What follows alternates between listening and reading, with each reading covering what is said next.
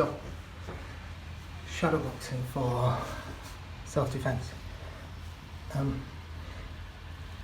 It's different. With boxing, I've got a rhythm. It's all about dance. There's a rhythm that I sit on.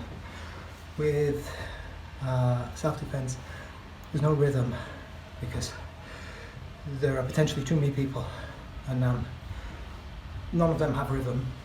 They're exploding in bursts most of the time, and there's no rhythm to that.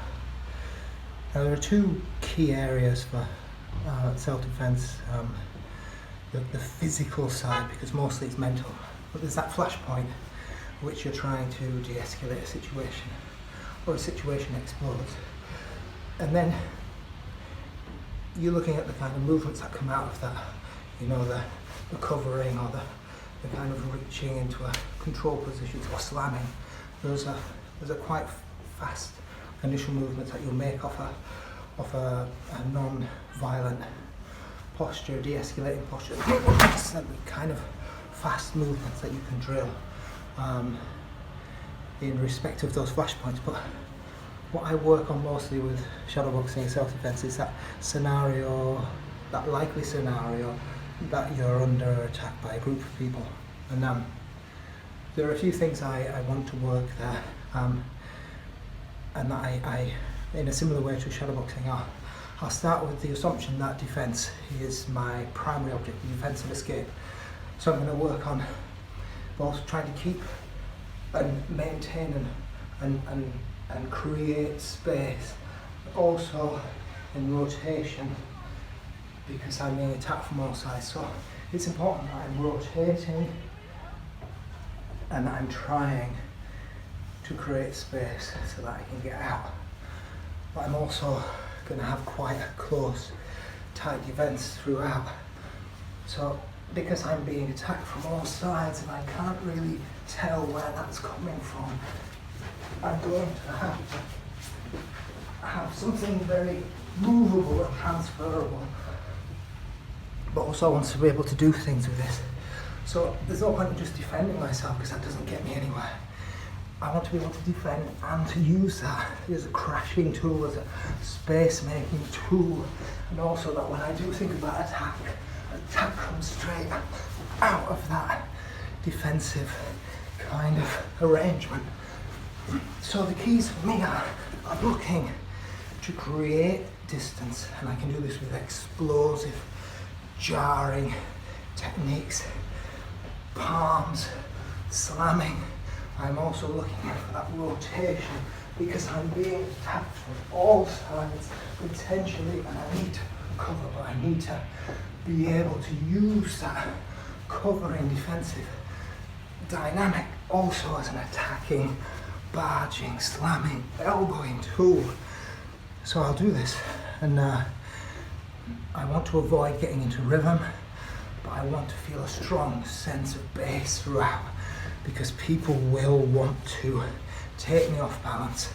They'll be grabbing at me, pulling at me, and the only thing I've really got against that, because I can't get into a muscular battle with multiple people, is my body weight.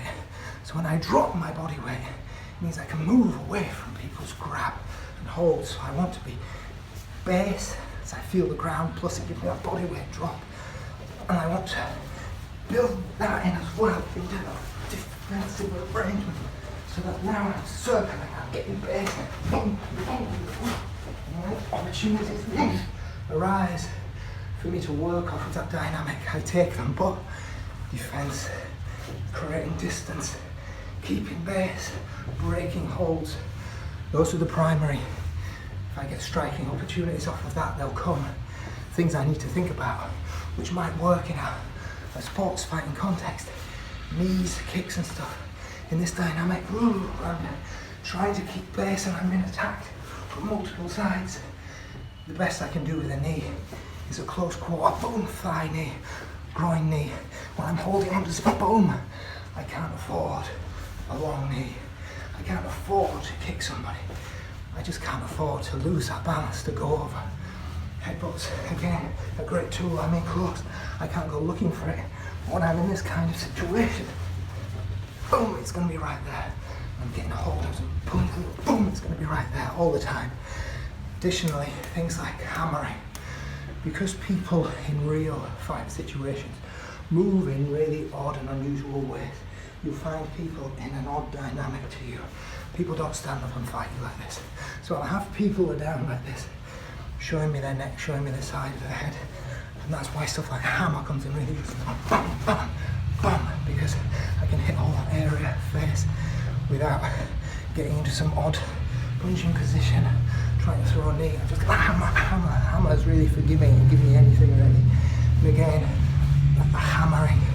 I've got palms, straight palms, but you don't really feel much in the mood for straight shooting when you're being spun in that 360 dynamic. That will tend to come out much more like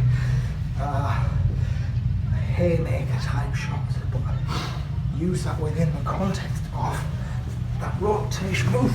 Use the body weight that you're boom generating from those shifts and those turns. Oof, get the power into that. If you miss with the hand, you've got the elbow, you've got the arm, it's still powerful. You've got the poof, you've got all of that jarring, slamming movement.